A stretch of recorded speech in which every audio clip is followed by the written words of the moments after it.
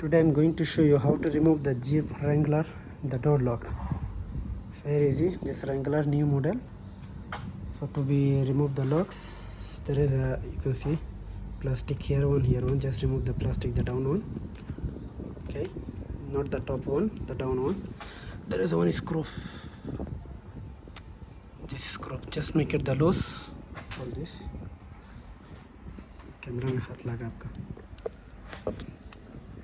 This screw, make it slowly loose. Okay.